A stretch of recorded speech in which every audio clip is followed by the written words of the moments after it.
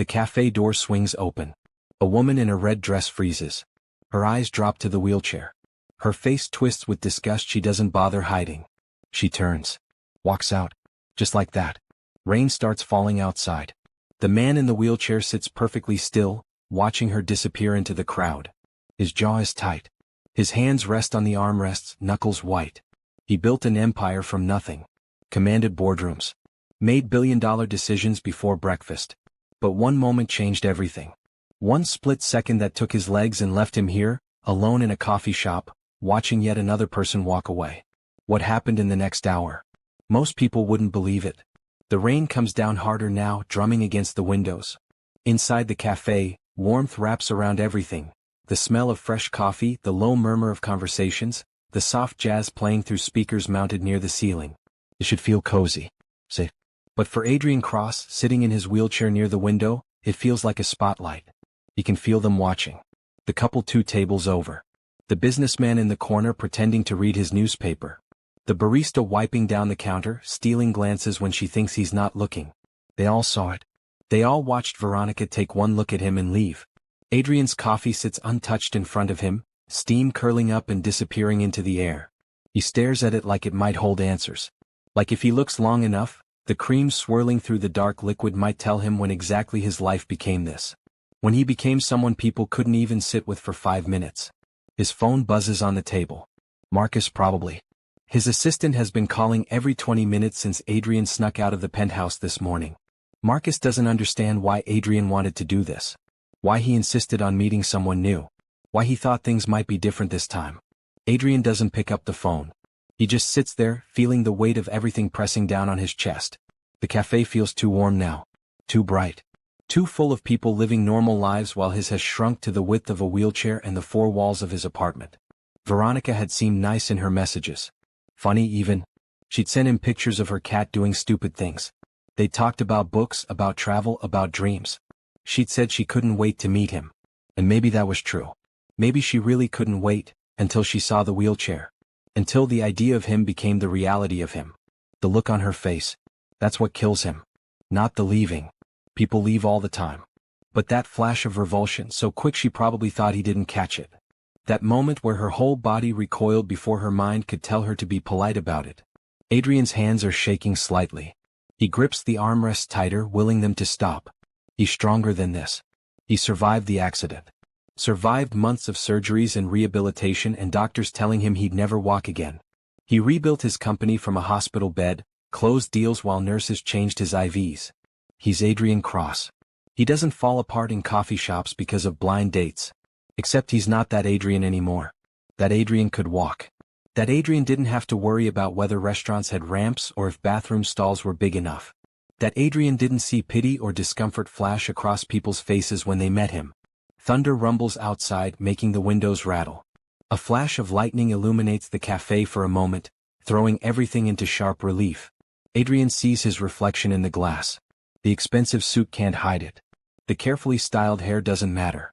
All anyone sees is the chair. His mind drifts back without permission the way it always does when things get quiet. Back to before.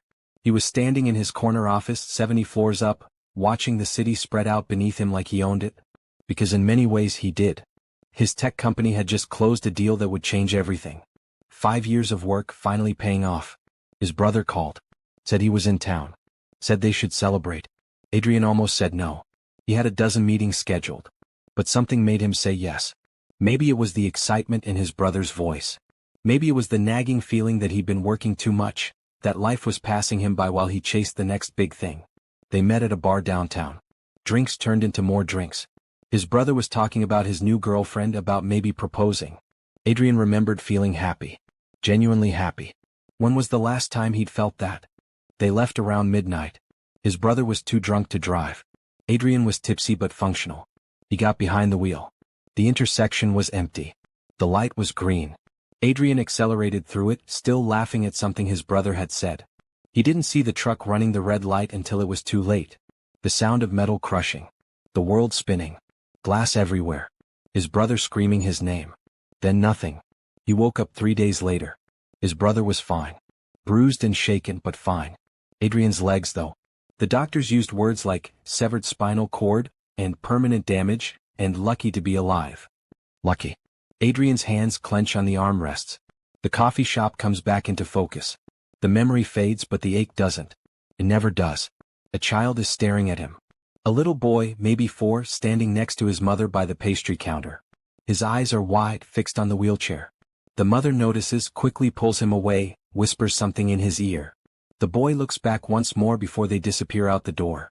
Have you ever felt invisible in a crowded room? Not invisible in the way people ignore you. Invisible in the way they see you but don't want to. The way they look through you, around you, anywhere but at you. The rain is really coming down now, sheets of water streaming down the windows, blurring the world outside. Adrian should leave. Go home. Accept that this was a mistake. Marcus was right. Dating isn't for him anymore. Not like this. But his body feels heavy. Moving requires energy he doesn't have right now. So he sits and stares and tries not to think about how pathetic he must look. The door opens. A woman rushes in, pulling a little girl behind her. They're both soaked, laughing breathlessly as they shake water from their hair. The woman is wearing a waitress uniform, black pants, white shirt, a name tag that catches the light. Her hair is pulled back in a messy ponytail. She looks tired. The kind of tired that settles into bones and doesn't leave. The little girl is clutching a stuffed rabbit that's seen better days. One of its ears is falling off. The girl herself can't be more than 5, all wild curls and bright eyes that dart around the cafe with wonder. Adrian watches them without meaning to. They move to a table near the back, the woman pulling out a chair for her daughter, smoothing down her wet hair with such tenderness it makes Adrian's chest ache. This is what normal looks like. A mother and daughter, grabbing a warm drink on a rainy afternoon. Simple. Uncomplicated. The little girl spots him. Her eyes lock onto his wheelchair with the unfiltered curiosity only children have. No disgust. No pity. Just interest. She says something to her mother, pointing. The woman follows her gaze, sees Adrian, and immediately starts talking in that urgent whisper parents use when their kids are about to do something embarrassing. But the girl isn't listening. She slides off her chair, clutching her rabbit, and walks straight toward him. Adrian's heart does something strange in his chest. Panic maybe. Or hope. He's not sure which. The girl stops right in front of him. She tilts her head, studying him with those impossibly bright eyes. Why are you sad? The question is so simple. So direct. It cuts through everything. The pretense, the politeness, the carefully constructed walls Adrian has built around himself. His throat tightens. Lily. The woman is rushing over now, face flushed with embarrassment. I'm so sorry. She doesn't understand personal space. But Adrian can't look away from the girl. Lily. She's still waiting for an answer, like she really wants to know. Like it matters to her. His voice comes out rough. He clears his throat. I'm okay. Lily frowns, clearly not buying it. She holds up her rabbit. This is Mr. Hops. He helps when I'm sad. Something cracks in Adrian's chest. This tiny person, soaked from the rain, offering her most prized possession to a stranger because she thinks he needs it. When was the last time someone showed him kindness without wanting something in return?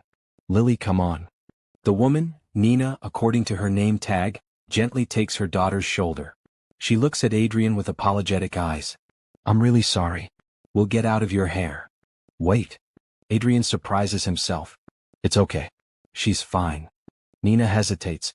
She's assessing him, Adrian realizes. Trying to figure out if he's safe, if she should let her daughter stay here talking to a stranger. He doesn't blame her. But something in his face must convince her because she relaxes slightly, though her hand stays on Lily's shoulder. My mommy says chairs with wheels are cool, Lily announces proudly. Like race cars. Adrian feels his mouth twitch. It's not quite a smile but it's close. Closer than he's come in months. Does she now? Aha. Lily nods enthusiastically. She says they help people go places when their legs are tired. Lily. Nina's voice is soft but firm. That's enough questions, sweetie. But Adrian finds himself not wanting them to leave. Not yet. This moment, strange as it is, feels like the first real thing that's happened to him since the accident. It's all right. Really. Nina meets his eyes. Hers are dark brown, warm despite the exhaustion around them. She's searching his face for something. Reassurance, maybe, that her daughter isn't bothering him. That he's not some creep who's going to make this weird. She's the first person in months who didn't look at me with pity, Adrian says quietly. The words hang in the air between them. Nina's expression shifts, something like understanding crossing her face. She pulls out the chair across from him. Mind if we sit for a minute? Our apartment's only a block away but we're already soaked. Adrian gestures to the chair. Please. Lily climbs onto the seat, setting Mr. Hops on the table between them. Nina sits beside her, wringing water from the ends of her ponytail. Up close, Adrian can see the details. The faint circles under her eyes, the calluses on her hands, the way she watches Lily with a mixture of love and bone-deep fatigue. I'm Nina, she says. And you've already met my very forward daughter. Adrian. He doesn't offer his last name. Something about this moment feels fragile, like adding too many details might shatter it. I like your chair, Lily says, leaning forward to get a better look. It's shiny. Lily, Nina warns, but Adrian waves her off. Thank you. It's pretty new. He pauses. I'm still getting used to it. Nina's eyes flick to his face, catching something in his tone.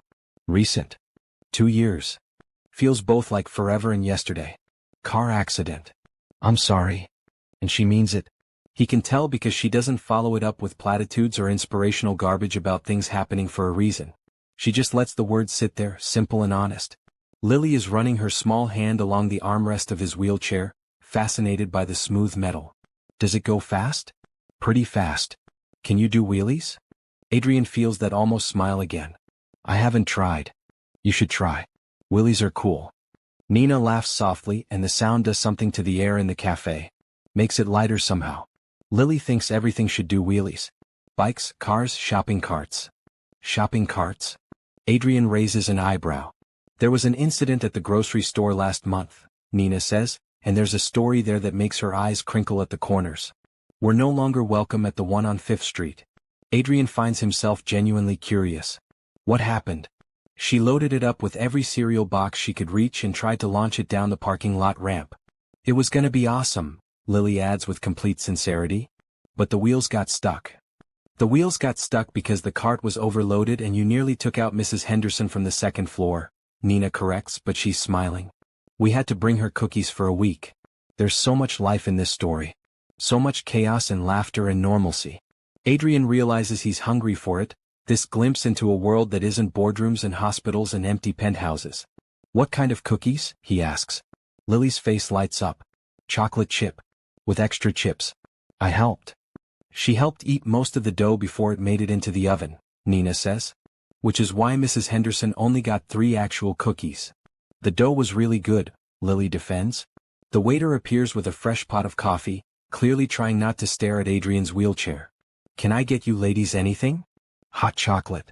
Nina looks at Lily, who nods vigorously. Make that too. And some cookies if you have them.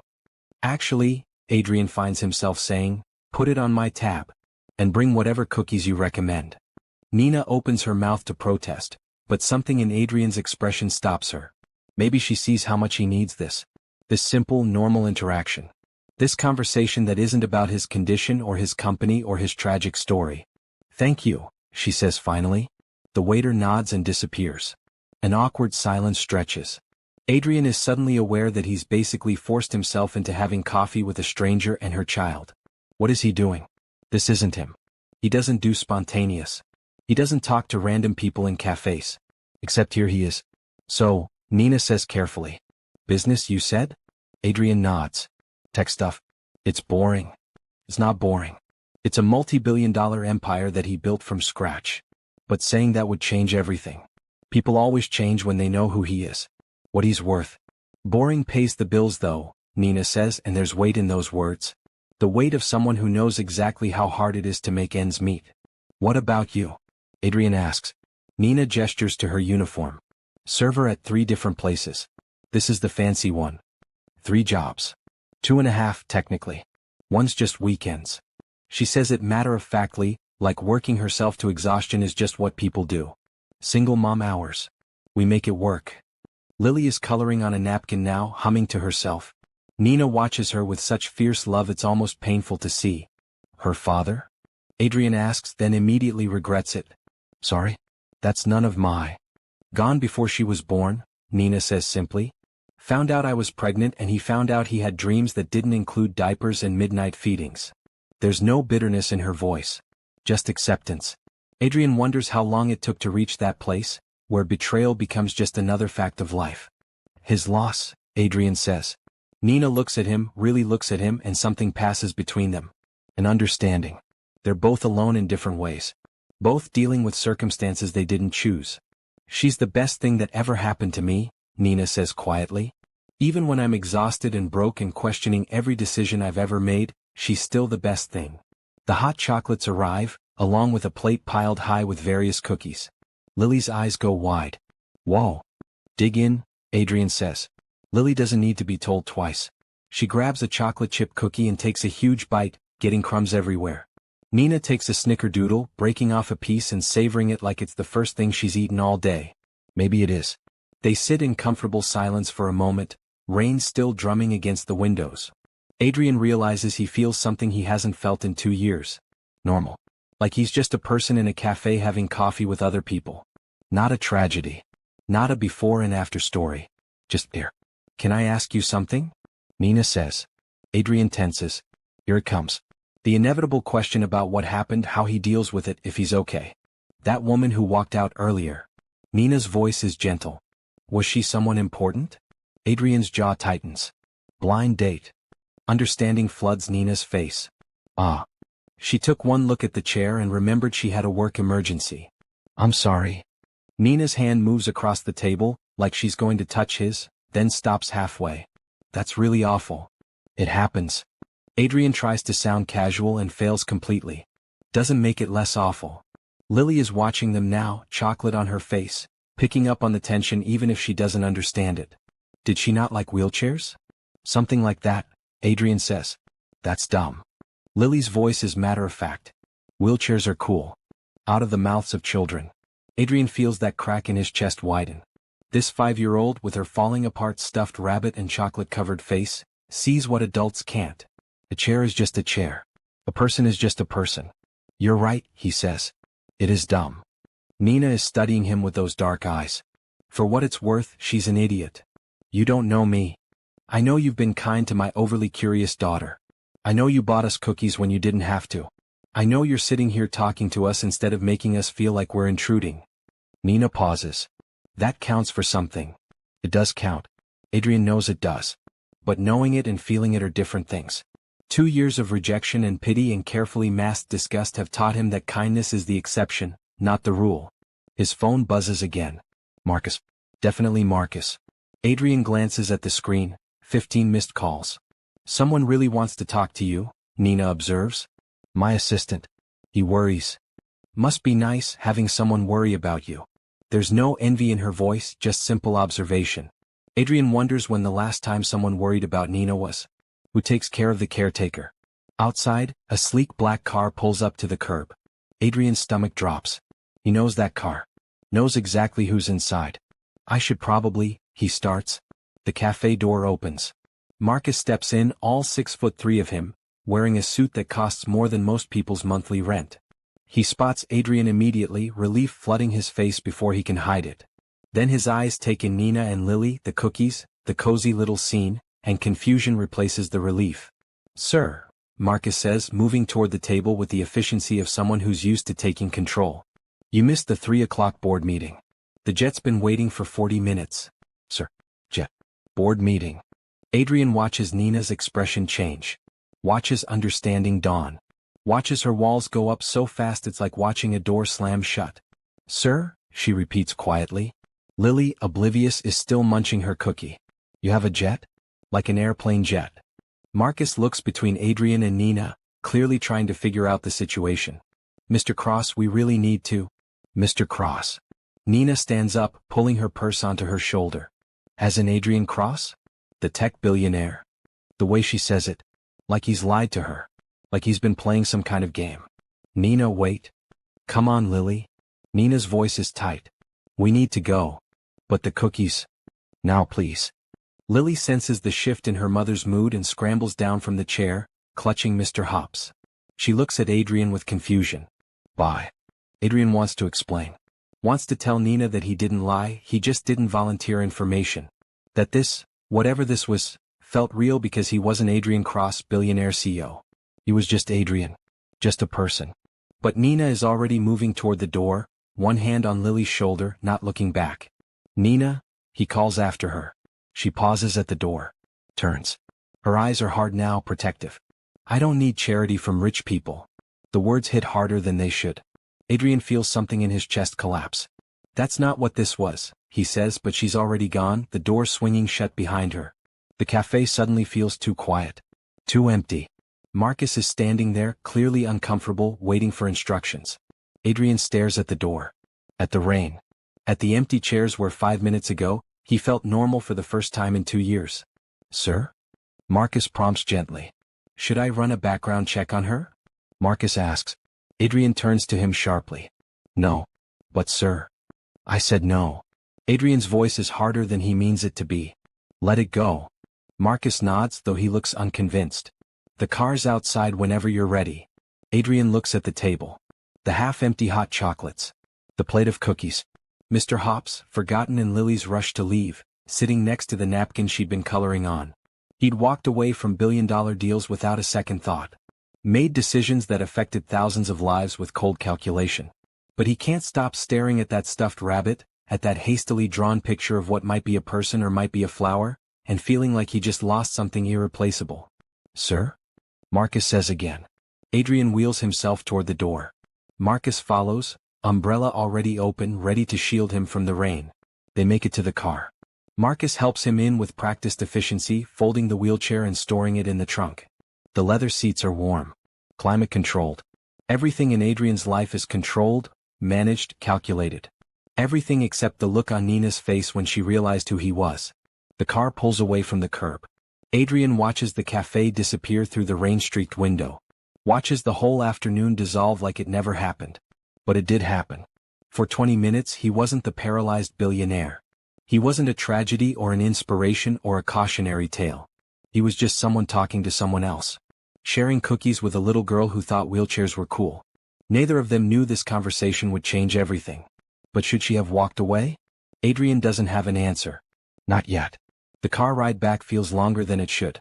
Adrian watches the city blur past through tinted windows, Marcus making quiet calls in the front seat, rearranging meetings, smoothing over his absence with the board.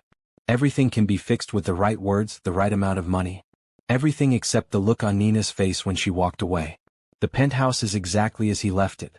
73rd floor, floor-to-ceiling windows overlooking a city that glitters like broken glass. Modern furniture arranged with mathematical precision. Everything white and chrome and empty. His decorator called it minimalist. Adrian calls it what it is, sterile. Marcus wheels him inside, already pulling out his tablet. The board wants to reschedule for tomorrow morning. I've pushed your physical therapy to the afternoon. Cancel it. Marcus looks up. Sir? The PT, cancel it. You've already missed 2 sessions this week. Adrian wheels himself to the window, staring out at nothing. Then what's one more? Marcus is quiet for a moment. He's been with Adrian since before the accident, back when Adrian was the kind of boss who worked 18-hour days and expected everyone else to do the same. He's seen Adrian at his worst, screaming at doctors, throwing things during early PT sessions, the dark months when Adrian wouldn't leave his bedroom. Marcus has earned the right to push back. Is this about the woman at the cafe? Adrian's jaw tightens. It's about nothing. I'm tired. You had me clear your entire afternoon for that meeting. You snuck out without security. You haven't done anything like that since the accident. You can say it, Marcus. I'm not going to break. But that's a lie. Adrian feels like he's been breaking for 2 years, piece by piece, so slowly he didn't notice until today. Until a 5-year-old girl with a falling-apart stuffed rabbit made him remember what it felt like to be whole. Marcus sets down his tablet. Do you want to talk about it? No. Should I? If you say run a background check one more time, you're fired. Marcus almost smiles. Almost. Understood, sir.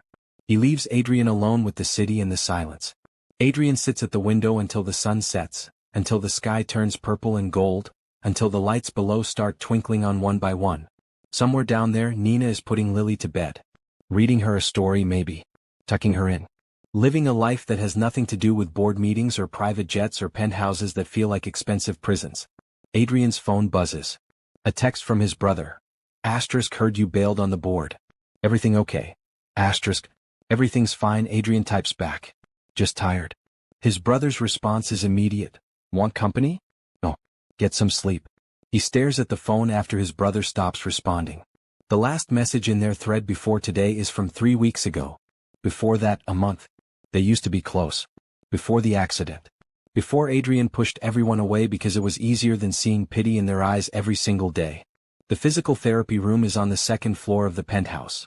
State-of-the-art equipment, a full-time therapist on call, everything money can buy.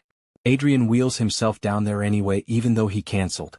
The parallel bars gleam under fluorescent lights. He's supposed to practice standing, holding himself up for longer and longer periods. Building strength. Maintaining hope that maybe someday something might change. He grips the bars and hauls himself up. His arms shake with the effort. His legs hang useless beneath him, dead weight he's learned to drag around. The therapist says he's making progress. Adrian thinks she's lying to justify her salary. He holds himself up for 30 seconds. 45. His arms are screaming. Sweat drips down his face. He makes it to a minute before his grip fails and he drops back into the chair, gasping. The memory hits him without warning. It always does. The intersection. The green light. His brother's laugh. Then the truck, appearing from nowhere, all chrome and momentum and inevitability. The sound of impact. His brother's scream. The world spinning, glass and metal and pain. He woke up 3 days later with his brother sitting beside his bed, face bruised but intact. The doctors explained in calm, clinical voices that his spinal cord was severed. That the damage was permanent. That he was lucky to be alive. His brother cried. Adrian didn't. He couldn't seem to access that emotion. Everything felt distant, like he was watching someone else's life fall apart. The recovery was brutal. Months of hospitals and surgeries and learning how to navigate the world from a sitting position. His company almost collapsed. He ran it from his hospital bed, making calls between morphine doses, signing papers with shaking hands. He didn't have time to fall apart. Too many people depended on him. But late at night, when the hospital was quiet and the nurses had finished their rounds, Adrian would stare at the ceiling and wonder if it would have been kinder to die in that intersection. Quick and clean instead of this slow half-life where he could think and feel and remember what it was like to walk. He never told anyone that. Not his brother, not Marcus, not the parade of therapists who kept asking how he was coping. He just smiled and said he was fine and focused on rebuilding his empire from a wheelchair. Until today. Until Nina looked at him with disgust when she realized who he was, and something in Adrian's chest finally cracked open. Across the city, Nina's apartment is nothing like Adrian's penthouse. It's a 4th-floor walk-up in a building that's seen better decades. 2 bedrooms, 1 bathroom, a kitchen where the refrigerator hums too loud and the oven only works on 2 burners. But it's theirs. Nina works 3 jobs to keep it that way. She tucks Lily into bed, pulling the covers up to her chin. Lily is still clutching Mr. Hops, even though Nina explained they left him at the cafe. He wasn't the same, Lily had said when Nina offered her other stuffed animals. He didn't have the same smile. Now Lily looks up at her with those 2 knowing eyes. Why were you mad at the man with the chair? Nina sits on the edge of the bed, smoothing Lily's wild curls. How do you explain class warfare and pride and the humiliation of charity to a 5-year-old? I wasn't mad, baby. You sounded mad. I was surprised. He wasn't who I thought he was. Because he's rich? Nina's throat tightens. Something like that. Mrs. Chin is rich. She has a big TV. You're not mad at her. That's different. Why? Because Mrs. Chin didn't sit across from me and make me feel like a person instead of a problem. Because she didn't have kind eyes and a sad smile. Because I didn't spend 20 minutes imagining what it would be like to know someone like that, only to find out he's so far above my world we might as well be different species. It just is, sweetie. Now go to sleep. Lily yawns, clearly not satisfied with the answer but too tired to push. Can we go back to the cafe tomorrow? Maybe Mr. Hops is still there. We'll see. Nina kisses her forehead and turns off the light. In the living room, she collapses onto the couch that's also her bed. The bills are stacked on the coffee table, a tower of envelopes she's been avoiding. Rent, utilities, Lily's preschool, the payment plan for the emergency room visit 3 months ago when Lily fell off the playground equipment. Nina picks up her phone and Googles Adrian Cross. The articles flood her screen. Tech billionaire. Industry disruptor. Youngest self-made billionaire in America. Photos of him before the accident, standing in corner offices, shaking hands with celebrities and politicians, looking like he owned the world because he basically did. Then the accident. Tragic crash leaves CO paralyzed. Adrian Cross's brother speaks. He saved my life. Reclusive billionaire disappears from public eye. Nina scrolls through 2 years of speculation. Where did he go? Was he still running his company? Would he ever make a public appearance again? The articles dissect every aspect of his life with the casual cruelty of people who've never suffered anything worse than a delayed flight. She finds a photo of him at a charity gala 6 months before the accident. He's wearing a tuxedo, champagne glass in hand, surrounded by people in designer gowns and $1,000 suits. He looks untouchable. Like someone who's never waited for a bus or counted change for groceries or wondered if they could afford to get sick. Nothing like the man in the cafe who smiled at her daughter and looked genuinely grateful for terrible coffee and cheap cookies. Nina closes her phone and stares at the ceiling. She grew up in apartments like this one. Her mother worked 2 jobs. Her father left when Nina was 3. She learned early that rich people weren't evil exactly. They just existed in a different reality. One where problems could be solved with money, where comfort was a birthright, not a luxury. She got pregnant at 23. Lily's father was a line cook at one of the restaurants where Nina waited tables. He had dreams, he said. Big plans. A baby didn't fit into them. He left her with a positive pregnancy test and empty promises to send money. Nina gave birth alone. Well, not completely alone. Her mother drove her to the hospital and held her hand through contractions. But there was no partner. No one to share the weight of bringing a life into the world. Just Nina and her mother, and the knowledge that from that moment on, every decision would be measured against one question. Is this good for Lily? She learned to survive on 3 hours of sleep. Learned to smile through harassment from customers and managers who thought single mothers were desperate enough to put up with anything. Learned to make a dollar stretch until it screamed. And she learned that accepting help from rich people always came with strings. Always. They wanted to feel good about themselves, wanted to play savior, wanted the warm glow of charity without the messy reality of actually caring. That's what Adrian was doing, Nina tells herself. Slumming. Feeling generous. Probably went home and told his rich friends about the poor waitress and her cute kid, how he bought them cookies, how good it felt to help the less fortunate. Except he didn't look like he was slumming. He looked broken. He looked like someone who'd forgotten what connection felt like and was starving for it. Nina shakes her head. Doesn't matter. They're from different worlds. That 20 minutes at the cafe was a fluke. A moment out of time that means nothing in the harsh light of reality. She turns off the lamp and closes her eyes, but sleep doesn't come. She keeps seeing Adrian's face when Marcus called him sir. The way something died in his expression.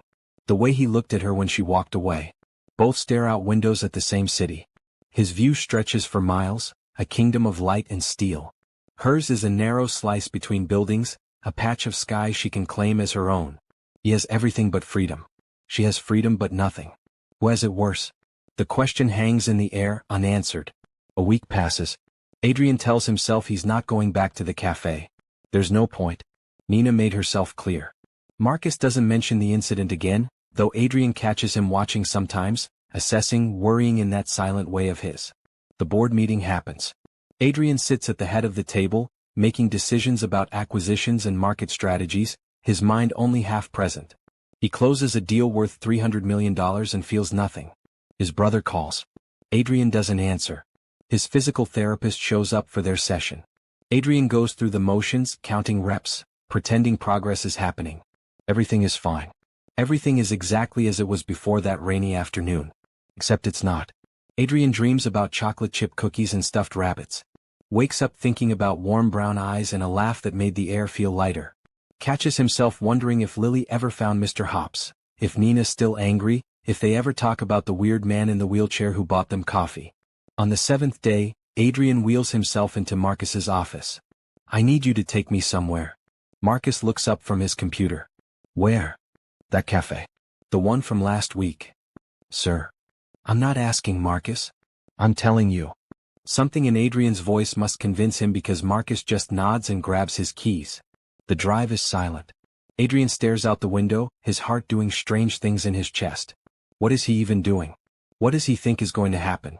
The cafe looks the same. Same tables, same soft jazz, same smell of coffee and rain. Different waitress though. Younger, wearing too much perfume. Adrian wheels himself to the table by the window. His table. It feels presumptuous to think of it that way, but he does. The waitress approaches with a practiced smile. What can I get you? Coffee. Black. He pauses. Does Nina still work here? The smile falters. Nina? She switched to just weekend shifts a few weeks ago. Why? Just wondering. Is she here today? No, sorry. I think. The waitress frowns. Actually, I heard she called out. Something about her daughter being sick. Adrian's chest tightens. Sick how? I don't know the details. Just that she needed to take her to the hospital. The waitress shrugs. Kids get sick all the time though, right? Probably nothing serious. She walks away. Adrian sits frozen, Marcus's earlier question echoing in his head. What would you do? Walk away. It's the rational choice. Nina doesn't want his help. She made that clear. Her life isn't his business. He should drink his coffee, go home, forget this ever happened. Except Lily's face keeps appearing in his mind. Her bright eyes and easy smile. Her complete lack of judgment. The way she called wheelchairs cool like it was the most obvious thing in the world. He pulls out his phone and calls Marcus. Which hospital? Sir? Children's Hospital. Which one would be closest to this neighborhood? Silence on the other end. Then, St. Catherine's. About 15 minutes from your location. That's where we're going. Mr. Cross. That's where we're going, Marcus. The line goes dead. 5 minutes later, Marcus appears in the cafe doorway. He doesn't argue. Just holds the door open and follows Adrian to the car. What would you do? Walk away or show up for someone you barely know? Adrian already knows his answer. St. Catherine's Children's Hospital smells like antiseptic and fear. Adrian navigates the hallways, following signs to the emergency waiting room. A nurse tries to stop him, asking if he's family. Marcus appears with his phone, makes a call, and suddenly the nurse is nodding and waving them through. Money opens doors. Always has. Adrian hates it and uses it in equal measure. The waiting room is full of exhausted parents and crying children. Adrian scans the faces looking for... There. Nina. Sitting in the corner, head in her hands. She's wearing the same waitress uniform from last week. Her hair is falling out of its ponytail. Her shoulders are shaking. Adrian wheels himself over before he can second-guess the decision. Before logic can override the pull in his chest that says this matters, she matters even though he has no right to think so. Nina. She looks up. Her face is blotchy from crying, eyes red-rimmed and hollow. For a moment, she just stares at him like he's a hallucination. Then something shudders in her expression. What are you doing here? I heard Lily was sick. And you just showed up? Nina's voice is sharp with exhaustion and fear. How did you even know we were here? The waitress at the cafe mentioned. So you tracked me down. That's not creepy at all. Adrian flinches. I was worried. You don't get to be worried. You don't know us. Nina. What do you want, Adrian? Or should I call you Mr. Cross? She spits the name like it tastes bad. You want to feel good about yourself? Play hero? What? Her voice is rising. Other people in the waiting room are starting to stare. Adrian doesn't care. He can see past the anger to the terror underneath. The bone-deep fear every parent knows when their child is hurting and they can't fix it. I couldn't stay away, Adrian says quietly. Nina laughs, but it's a broken sound. Of course you couldn't. Rich people never can. You see someone struggling and you just have to help. Makes you feel important, doesn't it? That's not what this is. Then what is it? Adrian looks at her. Really looks. At the exhaustion carved into every line of her face. At the uniform she's probably been wearing for 12 hours straight. At the way her hands are shaking as she grips her phone. I don't know, he admits. I just know that when I heard Lily was sick, I had to be here. Nina's anger crumbles. Fresh tears spill down her cheeks. She has a severe infection. Pneumonia maybe. They need to run tests, start treatment immediately. And her voice breaks. I can't afford it. The insurance I have through work barely covers anything.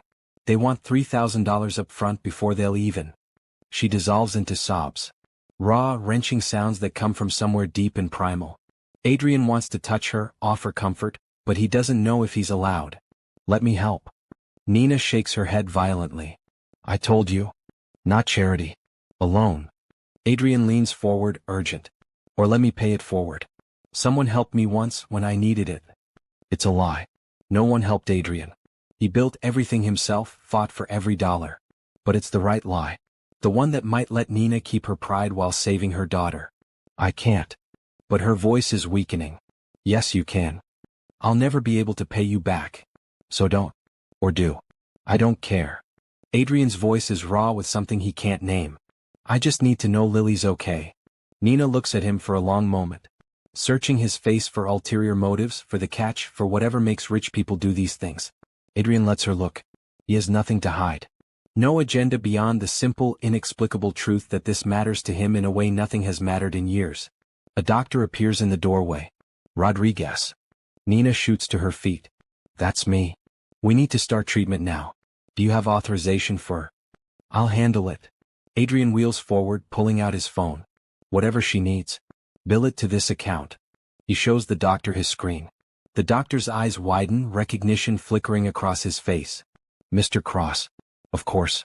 Right away. The doctor disappears.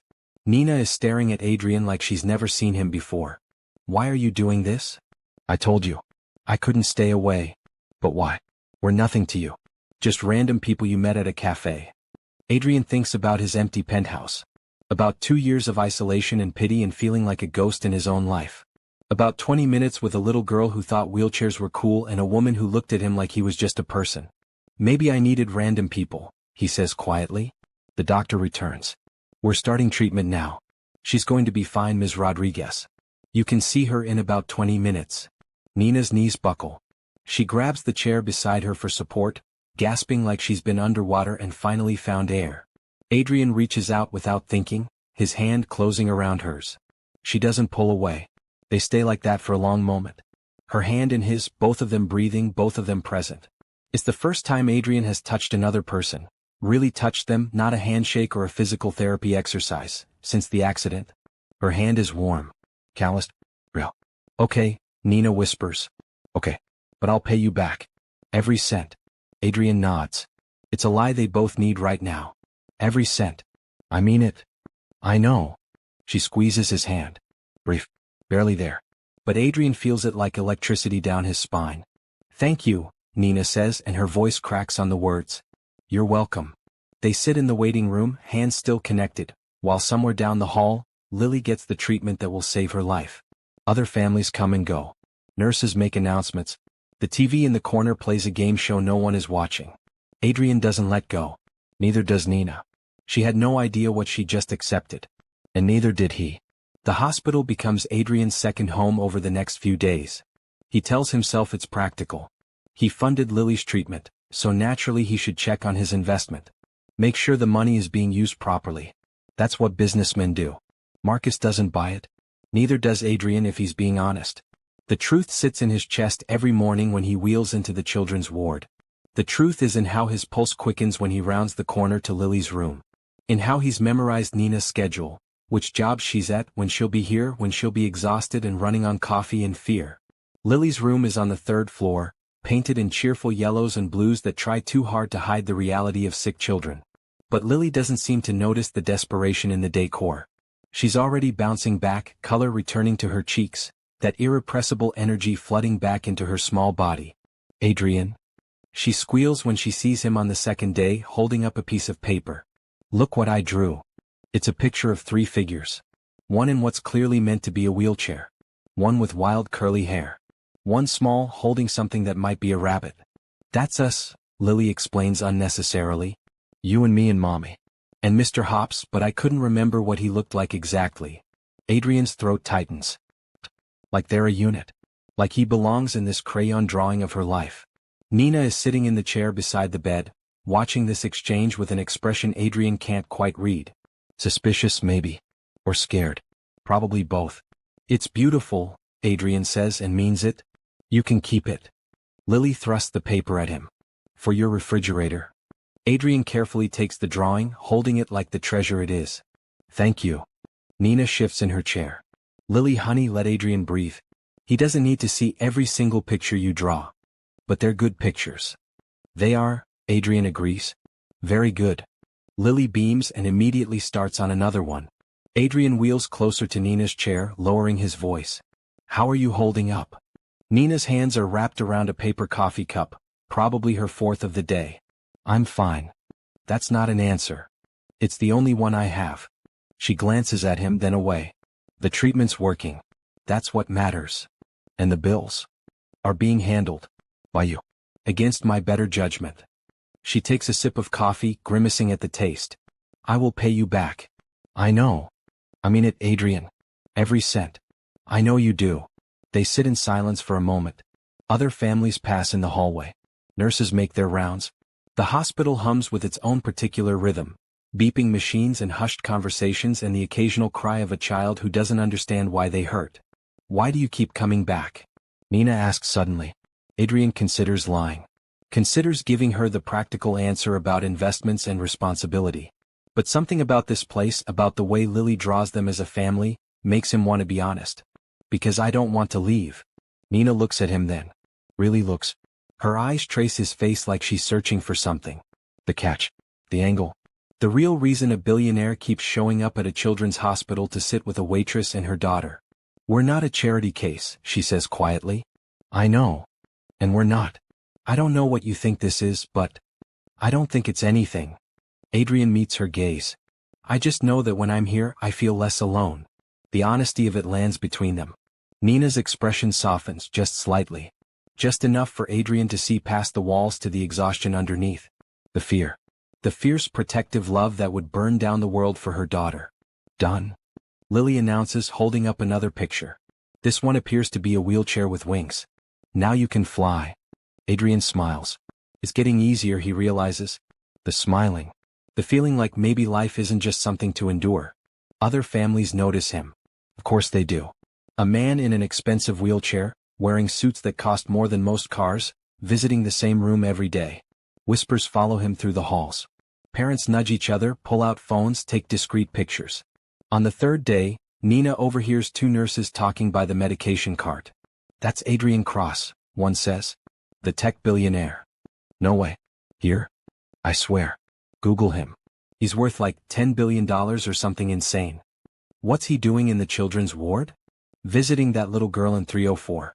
The Rodriguez kid. Rumor is he's paying for her treatment." "All of it? Every cent?" Nina's hands shake as she walks back to Lily's room. $10 billion. She knew he was rich, but that kind of money doesn't even feel real. It's abstract. Theoretical. The kind of wealth that exists in a different dimension from her reality of counting change and choosing which bill to pay late. That night, after Lily falls asleep and Nina's shift at her evening job is over, she sits in the hospital cafeteria with her phone, Googling Adrian Cross. The articles flood her screen. His company, his net worth, his rise from nothing to everything. Photos of him before the accident, commanding boardrooms, shaking hands with presidents, looking like he could buy and sell the world. Then the accident. The details are sparse, but she pieces together the story. Late night. His brother in the passenger seat. Truck running a red light. The car flipped. His brother walked away. Adrian didn't. She finds an article from 6 months after the crash. An interview with his brother, voice shaking as he describes how Adrian swerved at the last second, taking the brunt of the impact on the driver's side. How the doctors said if Adrian hadn't turned the wheel, they both would have died. "He saved my life," his brother says in the article. "And it cost him everything." Nina reads the words 3 times. Hero CEO sacrifices everything. The headline feels dramatic, but the reality underneath is simple and devastating. Adrian gave up his ability to walk so his brother could live. She thinks about the man who comes to the hospital every day, who sits patiently while Lily shows him drawings, who looks at her like she's not a problem to be solved but a person to be known. She'd assumed he was born into privilege, that wealth and power were his birthright. But the articles paint a different picture. Orphaned at 15. Worked 3 jobs through college. Built his company from a dorm room, sleeping 4 hours a night, eating ramen for years. He earned everything he has. And then lost the thing that mattered most. Not his legs, Nina realizes. His connection to the world. His ability to be seen as human instead of tragic. Her perspective shifts like a kaleidoscope turning. The suspicion she's been holding onto, that protective shield that says rich people are different, that their kindness is transactional, cracks under the weight of what she's learning. Maybe Adrian isn't here because he pities her. Maybe he's here because he's just as lonely as she is. The thought terrifies her. Lily is discharged on the 5th day. The doctors are amazed at her recovery, calling it remarkable, exceptional. Nina knows what they're not saying, that without Adrian's intervention, without immediate treatment, things could have gone very differently. She invites him to dinner. The words come out before she can second-guess them. "Nothing fancy," she says quickly. "Just, I want to say thank you. Properly. Not in a hospital." Adrian looks surprised. "You don't have to." "I want to." He hesitates. Nina can see the war playing out behind his eyes. The part of him that wants to say yes fighting with the part that's learned to protect itself by keeping distance. Okay, he says finally. I'd like that. Nina's apartment feels impossibly small when Adrian wheels through the door. She sees it through his eyes, the peeling paint, the furniture from thrift stores, the way you can stand in the kitchen and touch both walls if you spread your arms wide enough. But Lily's drawings are everywhere. Taped to the refrigerator, pinned to the walls, scattered across the coffee table. The apartment is cramped and worn and so full of love it almost hurts to breathe. Sorry about the mess, Nina says, moving a pile of laundry from the couch. And the stairs. The building doesn't have an elevator. Marcus helped, Adrian says, but Nina saw how hard it was. Saw Marcus and Adrian navigating those narrow stairs, the wheelchair bumping against walls, Adrian's jaw tight with effort and embarrassment. He's here anyway. That matters more than Nina wants to admit. Dinner is simple, spaghetti and meatballs, garlic bread, salad from a bag. Nina's not a great cook but she tried. The sauce is from a jar but she added herbs. The bread is slightly burned on one side. It's imperfect and real and nothing like the restaurants Adrian probably frequents. He eats like it's the best meal he's ever had. Lily talks nonstop through dinner, telling Adrian about her stuffed animals, her favorite TV shows, the friend at preschool who can burp the alphabet. Adrian listens to all of it with genuine interest, asking questions, laughing at the right moments. Nina watches him with her daughter and feels something dangerous blooming in her chest. After dinner, Lily drags out a puzzle, 100 pieces depicting some cartoon character Nina doesn't recognize. She dumps it on the coffee table and immediately starts sorting pieces. You have to help, Lily informs Adrian. It's the rules. What rules? The puzzle rules. Everyone helps. So they do. The three of them crowd around the coffee table, fitting pieces together, laughing when they try to force pieces that clearly don't fit. Adrian is good at puzzles, his mind naturally finding patterns, seeing how things connect. Lily is chaos incarnate, grabbing random pieces and declaring they go here, regardless of actual logic. Nina finds herself relaxing. The fear and suspicion she's been carrying around starts to lift. This is just nice, simple. Three people putting together a puzzle, no agenda beyond finishing it. Lily starts yawning around 8. By 8:30 she's asleep on the couch, curled up between Nina and Adrian, thumb in her mouth, one hand still clutching a puzzle piece. Nina gently extracts the puzzle piece. Adrian watches with an expression she can't quite name. She likes you, Nina says quietly. I like her. She's easy to like. Most people find kids exhausting. Most people are missing out. Nina looks at him. Really looks. In the warm lamplight of her shabby apartment, Adrian doesn't look like a billionaire. He looks like a man who's been lonely for too long, who's found something he didn't know he was missing. Can I ask you something? Nina says. Anything. Why did you really come to the hospital that day? Adrian is quiet for a long moment. His hand rests on the armrest of his wheelchair, fingers drumming lightly. When he speaks, his voice is barely above a whisper. Because I couldn't stop thinking about you. About Lily. About how you looked at me like I was just a person. He pauses. Do you know how rare that is? Most people see the chair first. See the tragedy, the inspiration, the thing to pity or avoid. But you, both of you, you just saw me. Nina's throat tightens. I didn't know who you were. Exactly. Adrian looks at her. For 20 minutes in a cafe, I wasn't Adrian Cross, tragic billionaire. I was just Adrian. Some guy talking to a woman and her daughter about cookies and wheelies and absolutely nothing that mattered. Except it did matter. It mattered more than anything has in 2 years. The confession hangs between them. Nina wants to look away but can't. His eyes hold hers, dark and honest and full of longing that makes her chest ache. I spent 2 years feeling broken, Adrian continues.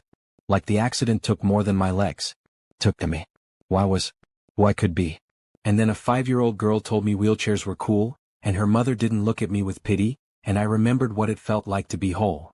Adrian? I haven't felt this normal in 2 years, he says. Since before the crash.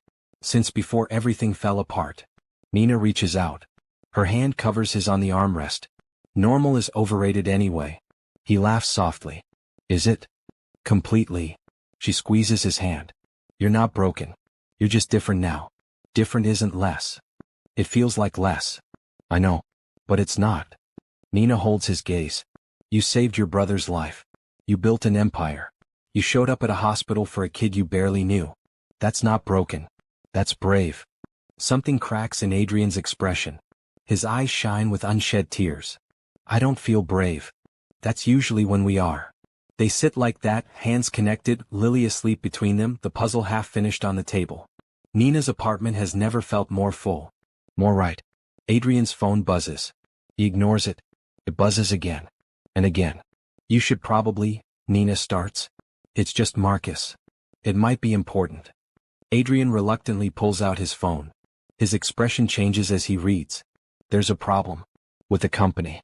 Someone's attempting a hostile takeover while I've been. He trails off looking at Nina. While I've been here. You need to go. I don't want to. Adrian. Nina's voice is gentle but firm. Your company needs you. Go. We'll be here tomorrow. Will you? The question catches her off guard. What? Will you be here tomorrow? Or will you decide this is too complicated, that I come with too much baggage, that it's easier to walk away? Nina sees the fear beneath his words. The scars from every person who left because he wasn't easy anymore. Wasn't simple. Wasn't the same Adrian he used to be. I'll be here, she says. Promise. Promise. Adrian nods. Wheels toward the door. Nina follows, helping him navigate the tight space. At the door he pauses. Thank you. For tonight. For, he gestures vaguely. All of this. Thank you for coming. He leaves. Nina watches through the window as Marcus helps him down the stairs, as the sleek car pulls away from the curb. She doesn't notice the other car. The one with tinted windows and a camera lens pointed at her building. The photos hit the internet by morning. Nina wakes to 17 missed calls and twice as many text messages. Her phone won't stop buzzing. She picks it up, confused, and opens the first link someone sent her. Her face stares back from a gossip site. Reclusive billionaire's mystery woman. Photos of Adrian leaving her building last night. Photos of them through her window sitting too close, hands touching. The headlines get worse. Adrian crosses secret romance. Tech mogul's new love interest. Who is Nina Rodriguez? Nina's hands shake. They found her name. Her address. Photos of her apartment building, her neighborhood, the cafe where she works. Her entire life dissected by strangers on the internet who think they have a right to know everything. The comments are brutal. Half call her a gold digger. Half say she's too ugly for someone like Adrian. Someone found her social media from 3 years ago and shared it. Others are placing bets on how long before she traps him with another pregnancy. Her phone rings. Her boss at the cafe. Nina, I'm sorry, but I can't have this kind of drama at my establishment. I have to let you go.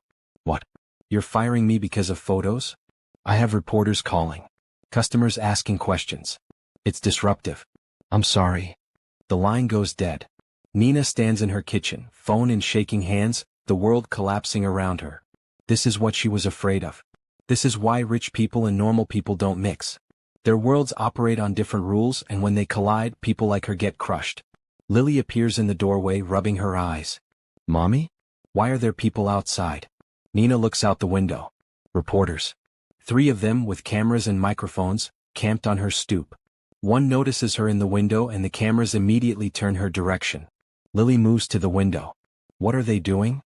Nothing, baby. Just, stay away from the windows. But the flashes keep going. Lily's face is in those photos now.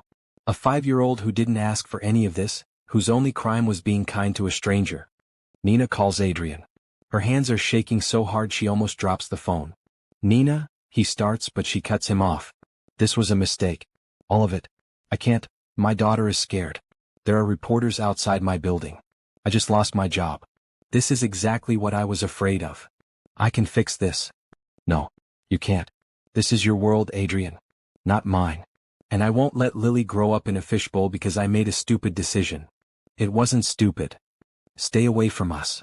Nina's voice breaks. Please. Just stay away. She ends the call. Immediately, her phone rings again. She turns it off. The reporters stay outside for hours. Nina keeps Lily away from the windows, playing games, reading books, pretending everything is fine while her world burns down around her. Someone slips notes under her door, offers to sell her story, requests for exclusive interviews, threats disguised as concerned questions. By afternoon, a car pulls up. Adrian's car. Nina watches through the window as he wheels toward her building, Marcus trying to clear a path through the reporters. They swarm him immediately. Questions shouted, cameras flashing. Adrian ignores them all, focused on her door. He knocks. Nina doesn't want to open it. Doesn't want to have this conversation. But she can't leave him out there with those vultures. She opens the door. I told you to stay away. I know. Adrian looks exhausted. Defeated. But I had to see you. This is exactly what I was afraid of. Your world and mine don't mix. Then I'll change my world. You can't. You're Adrian Cross. This is who you are. Not anymore. His voice is fierce with something Nina doesn't recognize. I don't want that life. The isolation, the walls, the pretending I'm fine when I'm dying inside. I want this. Lily. Normal dinners and half-finished puzzles and people who see me instead of a headline. And what about Lily? What about when she can't go to school without cameras following her? When kids make fun of her because her mom is dating some rich guy? I'll protect her. Both of you. You can't protect us from this. Nina gestures at the reporters outside. This is what happens when people like you and people like me try to cross those lines. Someone always gets hurt. And I won't let it be my daughter. Adrian's face crumples. Nina, please? I've never asked anyone for anything. His voice cracks. But I'm asking you. Don't shut me out. Not like everyone else. Nina feels tears streaming down her face. This is the hardest thing she's ever done. Harder than being pregnant and alone. Harder than working 3 jobs. Harder than watching Lily in a hospital bed. I have to protect her, she whispers. I know. I'm sorry. She closes the door. Slides down to the floor on the other side, sobbing into her hands while Lily watches with wide, confused eyes and Adrian sits on the other side, hand pressed against the wood like he can reach through it if he tries hard enough. A week passes. The reporters eventually leave. The story moves on to the next scandal, the next headline. Nina stays in her apartment, venturing out only when necessary, always watching for cameras. She finds a new job. Fewer hours, worse pay, but they don't care about her 15 minutes of internet fame. Lily asks about Adrian every day. Nina doesn't have answers that won't break her daughter's heart. She doesn't watch the news. Doesn't check social media. Doesn't let herself wonder if Adrian is okay. Until Lily turns on the TV one afternoon, flipping through channels, and there he is. Adrian. At a press conference. Surrounded by microphones and cameras and reporters who look hungry for whatever he's about to say. Lily, turn it off, Nina starts. But it's Adrian. Nina can't look away. Adrian is wearing a suit, sitting in his wheelchair at a podium, looking directly into the cameras with an expression she's never seen before. Determined. Vulnerable. Completely exposed. I called this press conference, he says, because I need to say something. Not as a CEO. Not as a businessman. As a person. The reporters lean forward. This isn't the usual corporate speak. This is different. 2 years ago, I had an accident that changed my life. I lost the use of my legs. I thought I lost everything else too. My purpose, my identity, my place in the world. I spent 2 years hiding because I thought being different made me less. Made me broken. Nina's breath catches. Then I met someone. A 5-year-old girl who taught me that wheelchairs are like race cars. And her mother taught me that being different isn't being broken. The camera flashes are going crazy. Reporters shouting questions. Adrian ignores them. I've built companies. Made billions. Closed deals that changed industries. But none of that made me feel whole. Not like 20 minutes in a cafe sharing cookies. Not like helping someone who needed it without expecting anything in return. Not like sitting on a couch doing puzzles and feeling like I finally came home. Nina is crying. Lily is glued to the screen. Nina Rodriguez, if you're watching, Adrian looks directly at the camera. Directly at her. I know I come with complications. I know my life is messy and public and nothing like what you want for Lily. But I'm not offering charity. I'm not offering money or security or some fairy tale rescue. I'm just asking for a chance. His voice breaks slightly. A chance to prove that people from different worlds can build something new together. A chance to show you that I'm not trying to change your life. I'm trying to learn from it. A chance to be part of something real. He pauses, wiping his eyes. I'm not asking because I'm rich. I'm asking because you make me feel whole. Because Lily sees me as just Adrian. Because for the first time in 2 years, I want to wake up in the morning. The room is completely silent. Every reporter frozen, waiting. So if you're watching, I'm asking. Not for forever. Not for promises. Just for one day at a time. Because that's all any of us really have anyway. He wheels away from the podium. Reporters explode with questions, but Adrian doesn't stop. The feed cuts back to stunned anchors. Nina can't breathe. Lily is tugging her arm. Mommy, that was for us. There's a knock at the door. Nina's heart stops. She knows who it is before she opens it. Adrian is there, Marcus hovering protectively behind him, looking like he might physically drag his boss away if Nina says the word. "Hi," Adrian says simply. Nina can't speak. Her throat is too tight with everything she's feeling. "I know I can't erase the complications," Adrian continues. "I know this is scary in public and not what you signed up for. But I want to try. If you'll let me." Lily appears at Nina's side. "Adrian, you're on TV." "I know." He smiles at her. "I had some things to say." "Did you mean them?" Nina asks, voice barely audible. "Every word." Nina looks at him. At this man who gave up privacy and dignity and the protection of his walls because he refused to give up on her. On them. She thinks about Lily asking for him every day. About her own sleepless nights, wondering if she made the right choice.